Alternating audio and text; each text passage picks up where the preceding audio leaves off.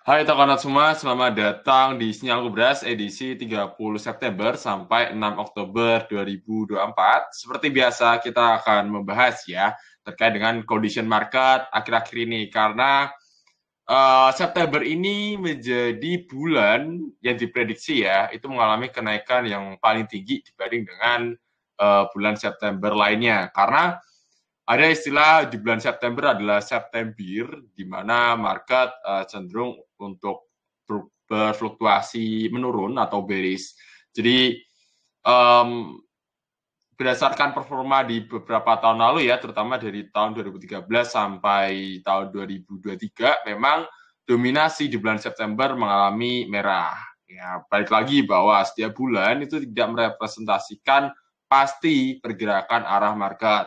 Oke, cuma kita sebagai orang yang mengedepankan by data sekaligus mengedepankan riwayat ya, salah satunya adalah technical dan technical itu pasti bisa menjadi potensi di sini di mana uh, mungkin banyak investor yang mulai melirik ketika di kuartal keempat terutama yang dimulai di bulan Oktober di mana di bulan Oktober itu berpotensi untuk mengalami bullish yang lebih signifikan.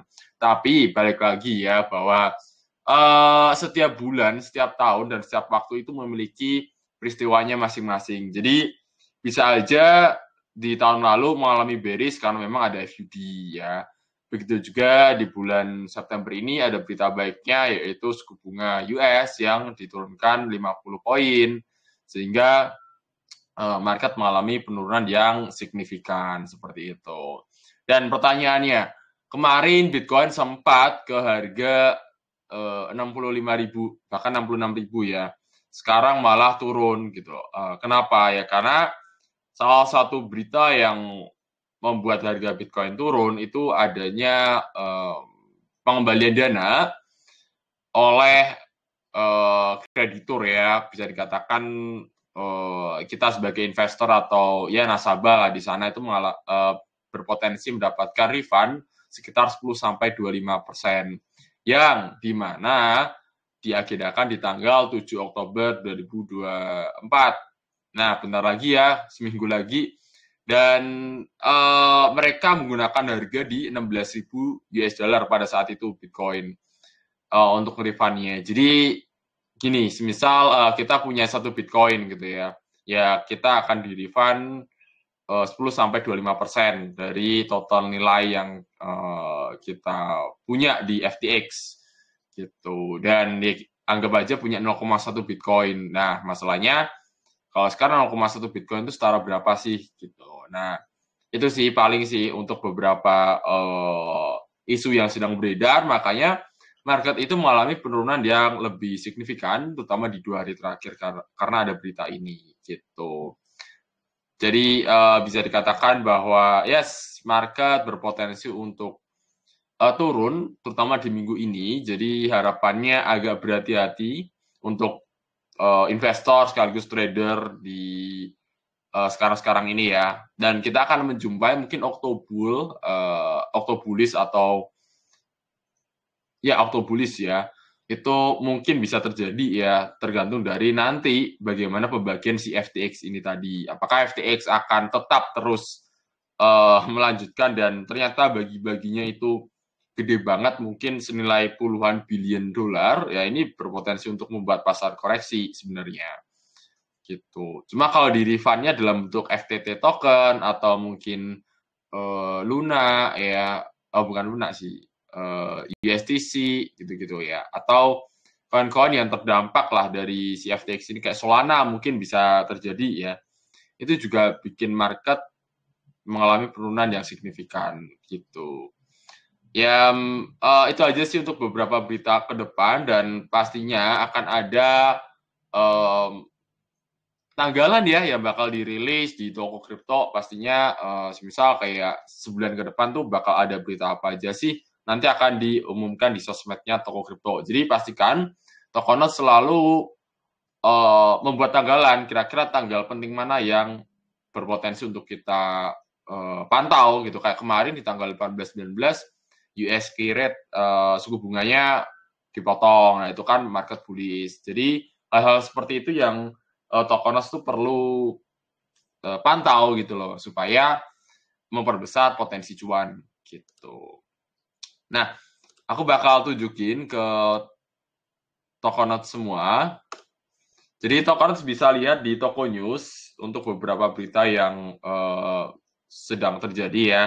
Dimana di sini ada hotelier, ya kita tahu si hotelier kripto ini salah satu crypto trader yang jalan atau trading ya, itu berdasarkan data, terutama data makroekonomi. Jadi kalau Tokonos pengen dapat POV ya, as a trader dengan kualitas ya global makroekonomi, mungkin bisa baca-baca di artikel market untuk Oktober gitu, berdasarkan hotelier gitu. Atau juga Tokonos juga bisa lihat ya beberapa market sinyal yang biasa dibagikan setiap harinya di grup Telegram toko kripto gitu. Yang mungkin akan sangat terbatas selama sebulan ke depan. Yang biasanya mungkin 5 koin jadi 3 koin harian. Jadi disclaimer juga ya bahwa sinyal itu memiliki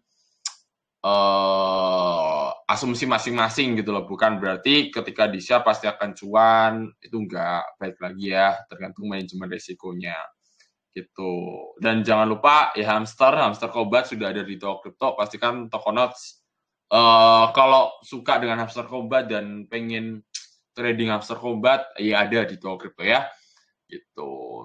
Dan kalau kita lihat dari sisi market kemarin, seminggu kemarin, so far, yes, masih dalam kondisi bullish yang signifikan, seperti PP, kemudian ada FTT yang bullish ya dari tanggal 29 September. Ya FTT tidak ada di Toko Kripto sebenarnya, tapi FTX itu tadi ya yang berita cukup mengkhawatirkan. Kemudian ada lagi Ethena yang dimana Ethena ini dia berkolaborasi, dia membentuk stablecoin ya, stablecoin bareng BlackRock gitu. Jadi ya token Ethena bullish. Kemudian ada lagi beberapa seperti halnya kayak Banana Gun yang dimana si Banana Gun itu bullish karena ya mini Telegram ya atau orang biasa main Telegram tuh lagi kenceng-kencengnya nih gitu. Dan Banana Gun itu salah satu mini apps ya yang ada di Telegram lah. Kita bisa gunakan itu sebagai bot gitu, bot trading lah gitu. Kemudian ada lagi beberapa lainnya ya seperti USTC yang naik. Kemudian udah sih paling itu aja sih. Sisanya ya naik karena market bullish aja Bitcoin gitu. Udah ya, kita langsung aja ke sinyal ngobras edisi minggu ini dan kita lihat performanya. Jadi performa tanggal 23 sampai 29 September di mana ada AMP naik sekitar 8,9%, kemudian ada lagi CLV yang cuma naik 1%. VIDA 12%, KDA minus 3%, dan portal itu naik sekitar 19%, hampir 20% lah. Mungkin kalau TP di kemarin tanggal 28 lebih tinggi lagi ya. Tapi karena emang market Bitcoin ya ikut terkoreksi juga mungkin cuannya nggak setinggi itu. Gitu. Ini disclaimer aja ya bahwa perdagangan aset kripto itu memiliki peluang dan risiko. Cuan dan rugi ditanggung masing-masing. Kemudian last but weekly watchlist-nya minggu kemarin yaitu ada BSW, ada GFT, Uni, RAI, dan CKP. Di mana yang paling tinggi itu ada di Raydium yang harusnya turun ya, malah naik sekitar 22%. Ya so far karena Bitcoin naik dari 63.000 jadi 66.000, bahkan hampir menyentuh 67.000 ya. Gitu. Kemudian top weekly watchlist-nya minggu ini 30 September sampai 6 Oktober, disclaimer ya, disclaimer on, yaitu ada 5 koin, Gala, Engine, JGG, WIF, dan NOT gitu ya. Dengan potential profit ya lumayan 8 sampai 20% lah di sini ya. Paling tinggi ada di WIF karena memang untuk meme coin sekarang akhir-akhir ini lagi rame ya gitu. Jadi meme coin sekarang itu lagi rame meme coin yang anjing ya. Karena si siapa namanya Neiro ya, Neiro tuh salah satu saudara kandungnya Doge kalau teman-teman Tokonas tahu. Jadi itu diadopsi dan ya dia dijadikan salah satu ikonik untuk memes akhir-akhir ini karena ya anjing Shiba Inu Doge sudah nggak ada ya. Dan ya Shiba Inu jadi salah satu ras anjing yang dimaksud gitu loh. Jadi sekarang tuh bisa dikatakan memesnya balik ke anjing lagi. Mungkin sebulan lalu kucing ya. Kalau sekarang udah ke anjing lagi gitu. Nah, kemudian bad weekly watchlist-nya minggu ini yaitu ada FTM, WLD, Cake dan AXS dengan potensial loss-nya 4-12% karena memang market berpotensi untuk koreksi sedikit ya karena ya refund yang dilakukan oleh FTX ini sebenarnya tidak terlalu sesignifikan itu, mungkin orang pada panik aja gitu. Jadi itu untuk 5 koin berpotensi bearish minggu ini. Kita langsung aja ke technical, yaitu ada Gala yang bullish ya, 5 koin bullish. Jadi untuk Gala ini ya so far dia dalam kondisi yang bullishnya tuh signifikan banget walaupun sempat turun ya beberapa waktu lalu. So far aku lihat di sini ada area support sih yang cukup kuat ya sebenarnya 1 2. Cuma kita lihat Bitcoin terlebih dahulu karena Bitcoin berpotensi untuk turun ya, andaikan tidak di bawah 60.000 US dollar, masih di atas 60.000 itu masih cukup aman. Cuma kalau di bawah itu ya mungkin altcoin akan ikut tergerus juga. Gitu. Dimana potensial koreksinya paling ke 0,2294 ya hari ini. Gitu. Itu untuk Gala. Kemudian ada lagi Engine. Engine ini bullishnya juga signifikan banget ya sebenarnya. Ini bullishnya udah confirm, cuma problemnya kita mungkin agak susah cari entry. Tadi siang ada di sini sih sebenarnya di 0,1750-an di sini. Harusnya sih tadi kesentuh, cuma ya karena engine dalam kondisi yang bullish signifikan ya kita mungkin agak sedikit ketinggalan kereta mungkin ya.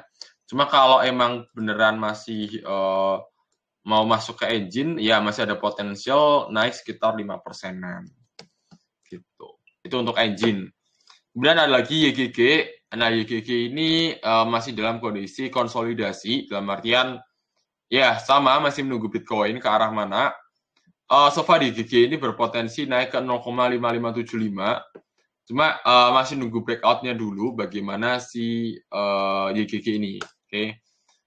Andaikan dia tidak di bawah 0,5157 ya, di bawah ini mungkin market berpotensi untuk bullish gitu.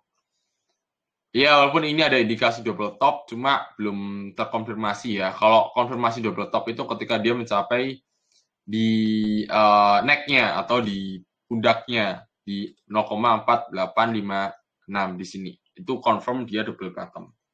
Sekarang belum confirm. Masih ada potensial untuk bullish. Kemudian ada lagi WIF. Nah, WIF ini juga sama, ini bullishnya juga nggak ketulungan. Ya, karena emang memes coin, terutama anjing lagi lumayan rame akhir-akhir ini. Begitu. Jadi tak rasa ya dia berpotensi untuk ke 2,733 sih. Gitu. Kemudian ada lagi NOT. NOT ini sebenarnya secara teknikal ini risk dan reward-nya bagus banget sebenarnya. NOT. Cuma kita agak menunggu lebih sabar lagi di 0,0088 gitu loh. Jadi turun sekitar 3%-an lagi lah dari harga sekarang untuk NOT. Untuk kita bisa masuk lebih safety ya. Itulah kelima koin berpotensi bullish ya di minggu ini. Ingat Bitcoin berpotensi bearish ya. Jadi jaga stop loss ya, selalu pasang stop loss karena market gak ada yang bisa diprediksi secara pasti ya. Nah, sekarang kita ke 5 koin berpotensi bearish di minggu ini, yaitu ada FTM. FTM ini sebenarnya ada berita baiknya, dia ada Sonic Labs. Sonic Labs itu salah satu foundation-nya dari FTM itu meluncurin token baru sih. Namanya apa ya? Aku lupa sih. Kalau nggak salah S deh.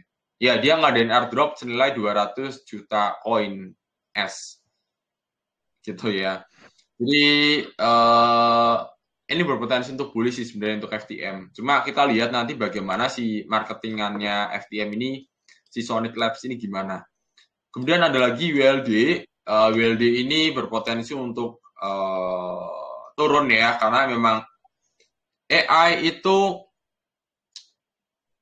kalau AI itu emang apa ya, bisa dikatakan lagi lumayan sepi sih akhir-akhir ini. Tidak sesignifikan awal tahun. Cuma masih ada potensi gitu loh untuk si AI. Nah, makanya paling ya ada koreksi sedikit aja sih, nggak dalam-dalam banget ya, 6%-an untuk WLD.